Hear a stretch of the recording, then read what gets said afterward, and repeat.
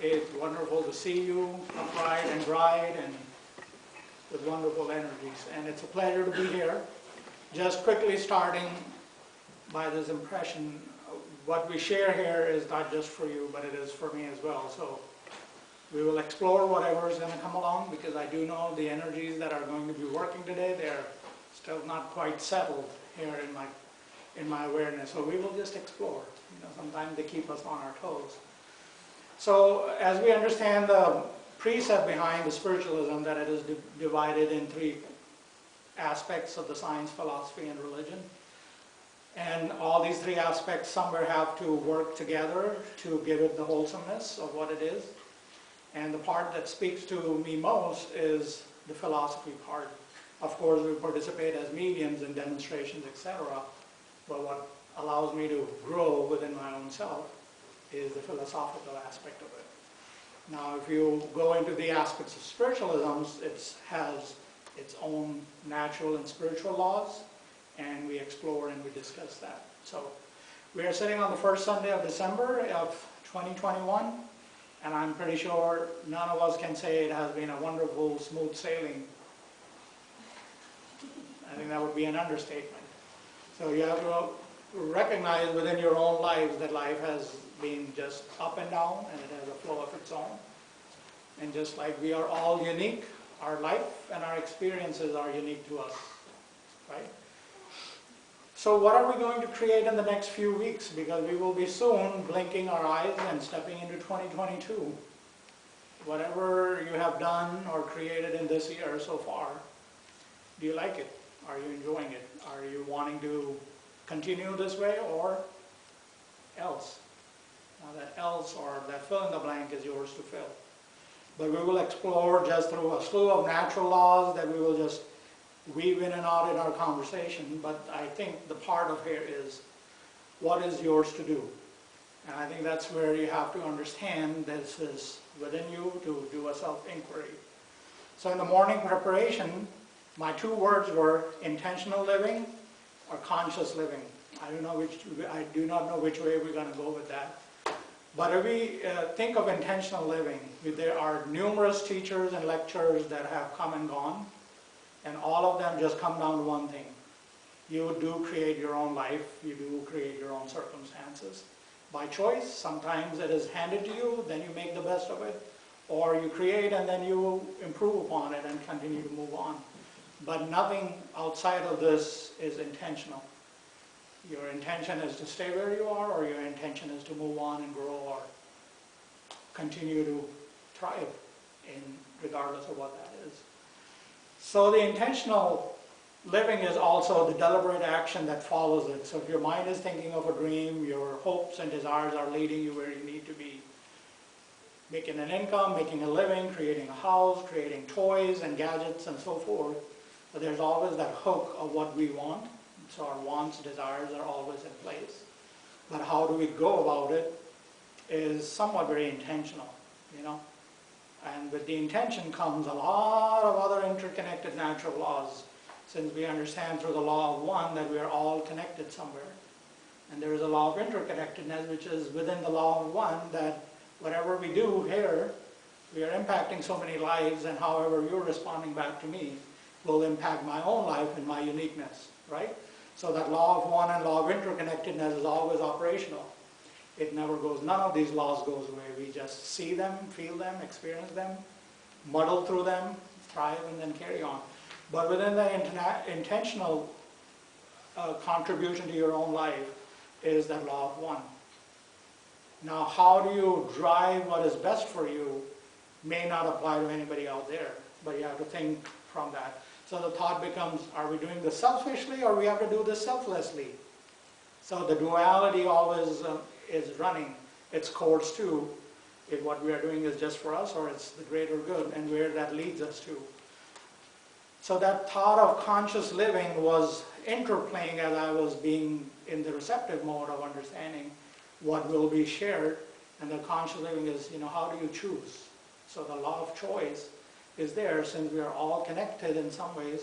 What choices are we making behind the intention, what we have? Right? How do we go about it?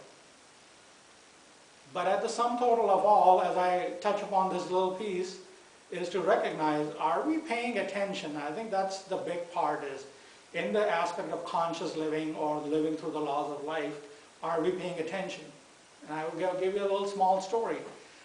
Growing up as a little child, being aware of the sensitive nature that I had, I could see certain forms. And if I were not to take this inquiry to my mom to say, Mom, who's so-and-so just walked behind from one window and stepped out the other window, and where did they go? Now, if I did not have that thought or observation, and if I didn't take that inquiry of my observation to my mom, I may have just held it within me for many years. The beauty of that is my mom didn't say anything more than that. It's okay, go find something else to do. And that was mostly her response for me whenever I was having these type of moments, is go figure out something else, keep yourself busy. But the point of observation is, what did I do with it? It became very latent for almost 30-some years. It just sort of disappeared until I got into spiritualism, developing my own sense of skill. It was very difficult to go back into that groove. There's another beloved teacher many years ago in the class. He said, you know, life is like a journey. You're walking this path and there are detours and you go off course only to come back to wherever you need to be. So you have a choice to deliberately say, I'm going to stay this course. I see this detour. I'm going to walk my path. You might shorten your journey between point A to point B, rather than like, we go over there, and or we take another distraction in the course of life to understand those things happen, right? And if you've had any situations with anybody that has dealt with substance or any sort of dependency, you would understand to come back into that course of not having that craving inside of you. It takes its own course, it takes its own spell. But to understand our need to be somewhere is also just like that craving. And you have to honor that, you know, what we are passionate about. So my experience with the spirit world has over time grown to be my own uplifting journey. And I can only use my examples because I've lived that. Outside of that, it's somebody else's story. So as I go into that part of the philosophy of spiritualism, that always kept me back to coming inside. What is going on the inside? Am I paying attention? Am I keeping things that are working out for me, or I'm letting go of things that are not working out for me?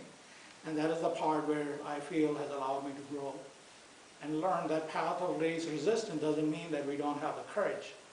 But maybe we have the courage to understand this is not my journey. I'll try something differently. Is there? And in that course of time, that inquiry rises within you. So that intentional, deliberate creation asks a big question to you. Are you paying attention? If I'm raising this, is this my place to be?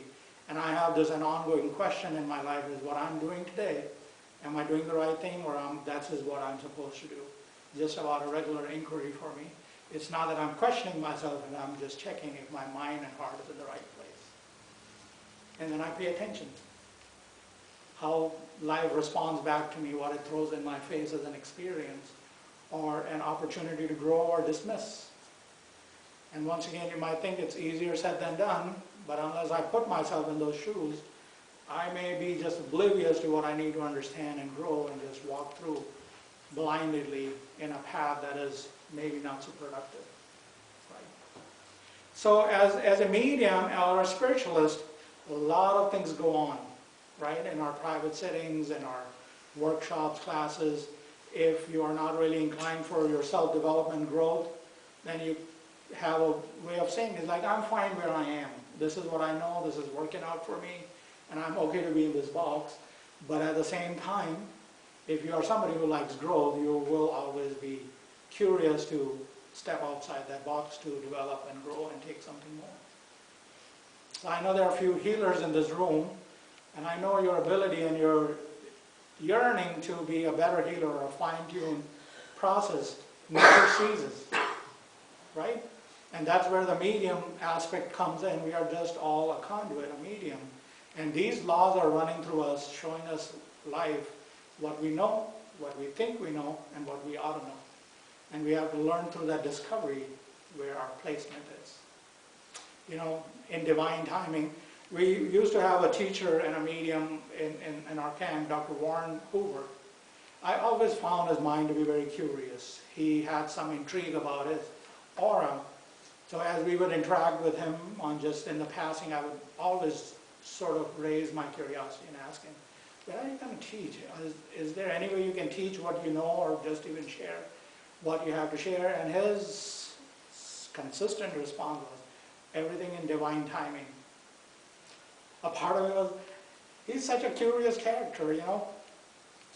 But he is very fondly remembered at this very moment because we were talking about that intentional timing and the divine timing. So, you know, the laws of cause and effect says if you are pushing on something, something is pushing against you.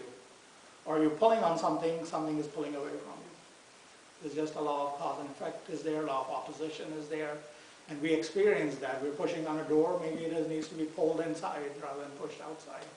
It's just a matter of paying attention. Are we paying attention? How do we go about it? Right? So the best thing for me here is to say, I have slowed down in changing somebody's idea, somebody else's thought. I become more close to my own thoughts. I can observe your thoughts and ideas, but I pay more attention to what's mine to pay attention to. And I go into that self-inquiry using the philosophy of spiritualism that I've come to learn. Right? You know, we can go in circles about integrity or right thing to do or the wrong thing to do, but it's a personal journey like anything else, right? Even though if you are a medium or you've had spirit experiences, that's your unique experience. You have a choice to lift it up, take it to a next level, or you can be just happy with that one thing. And that one thing leads me to my thought about my studies. In early 2000, I came into the philosophy of Yogananda's Kriya Yoga. And I stepped into that journey as a healer because my Reiki healing and my other life traumas were just coming into place. My passing of my mom was right in the alignment, so I was just like all over the map. But as I got into the Kriya Yoga part of the exercises and the training and initiation and all the things, it just became such a nice place for me to stay. I kept going back inwardly. It took me back into my own self.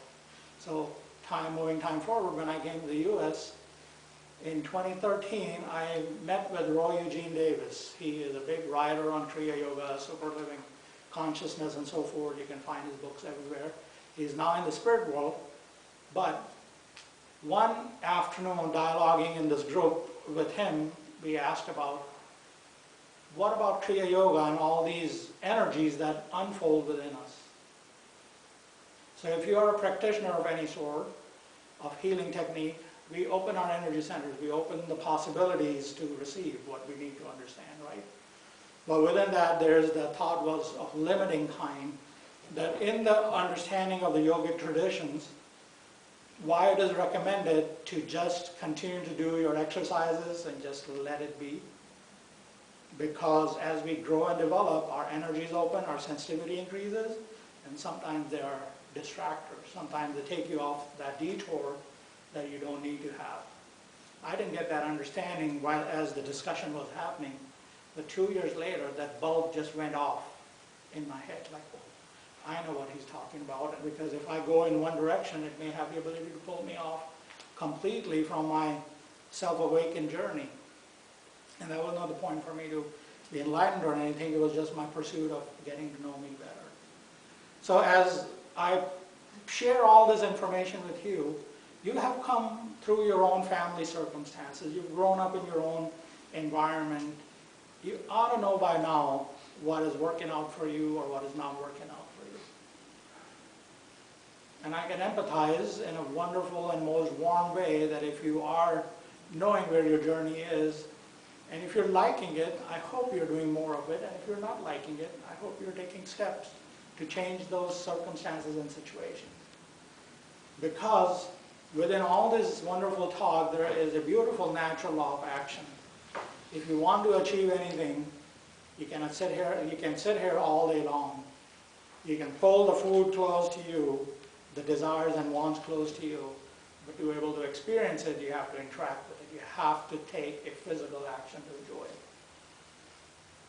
So if you're a good carpenter, good mechanic, good artist and painter, you can gather all the tools, but to be able to create an experience, it will take an action of engagement, is there. So if life is set in a way for all of you where you are wanting to change and you're wanting to do something about it, the constant immediate question would be, what am I doing about it? How am I going about it, right? So that's another interesting piece that is being put here. In the journey of my Reiki learning and healing, my teacher was also my teacher for Kriya Yoga. He said, Joy, we have just initiated, and there were 7 of us in that group, but he was just somehow addressing me at that point. He said, you have to pay attention. People will fall off your life, and you don't need to go chasing after them. And I'm like, why is that? Because he says, now you're on a total different journey, and you will continue to stay that. So you can recognize what comes into your path, but you cannot be sad when they leave your path. And once again, he was a wise man. He still is living in India. But I didn't get it until I had my own passings of my own family members, that I saw their passing. I could understand they passed on, but it did not affect me. My emotional integrity was, they're gone. The physical envelope is gone. But that words keep reminding me every time I am changing people or scenery in my life in some ways, that teaching of that teacher comes to my mind. Nothing is going to stay. Anybody that doesn't meet your vibration is ought to leave, and if you're not getting it, maybe it's your time to leave and to go do something else. And that's the part what I remembered, once again sharing from my own experience. I constantly ask me the question, am I working at the right place? Is it time for me to move on? And Spirit spoke, I listened, and then I took a total different journey. The part is, in the yearning to prove ourselves to us and to others around us, because we create this rapport with that thought process, we somehow stop and pause and completely tune out from what is being said, what we need to be feeling. Just in the form, if your grieving is so deep with losing somebody physically or separating from somebody, sometimes your grieving could be so hard, so tight, it's nearly impossible to feel through things. It takes time to get to a point where you become receptive again. Maybe that is the buffering that you need to just say, I'm going to step back, I'm just going to listen, and then I will move into something that is bigger, is there. Now I'm going to bring all this in perspective of spiritualism, because I stand here in the Spiritualist church in understanding our journey with the afterlife is no different than the life we are living down here. Right? We are who we are, we die, and we go in a different vibration. We retain some of our imprints, our personalities, and so forth. Otherwise, it would be difficult to recognize that we come back as a totally different person. So we retain some of this. The Reformation, as you read the principles, they are never ending. You have a point in place to grow and mature. And we were just having this discussion among other mediums yesterday is, what if that one person has changed on the other side? They've recognized through their review of life, I didn't do this, I fixed this, I've cared this, and now I'm coming in a total different energy. Would you recognize the same loved one? Right? It would be difficult. So that's another inquiry, because everything is about being in the receptive state. What is life trying to put in your experience? And then how you resonate and respond to it is a whole different journey unto itself. So, leaving on this first Sunday of December, you have a few more weeks to go. I, over time, have grown out of creating resolutions for myself, because it feels like a ball and chain tied to my feet, my consciousness. I love to eat this dessert, but I cannot eat it because I made a resolution. It's very counterproductive. So I've just kind of gave away with that, but I do create themes for myself. And I think going on forward, I believe this law of intentional creation is perhaps going to become my theme for the next year. What am I creating in my life, and how I'm going to get to that place? So it's going to be a whole new different inquiry all the way through the end of the next year. But is there a bigger plan Spirit is trying to lay in front of me, and I'm refusing to see it? You know? And that's the journey. And I feel I would like to encourage all of you. You see where your life has come up in this year.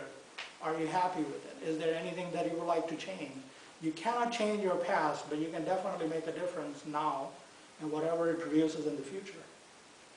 So thinking from that perspective, if you've enjoyed your journey, carry on and have that excitement of creating more of it. But if you have some bad experience or not so productive experience, then you ask Spirit to guide you in finding you the way how to create the next best life for yourself. So think about intentional living. Think about creating with intention. And believe me, Spirit is always with us, encouraging, just waiting for those little cues to understand. And they will not fail us ever. So, with that being said, I hope you enjoy the rest of the holiday time. And I am so grateful for this organization to welcome me here, and for audience like you to just participate with the love and energy you bring to this place. So thank you for that.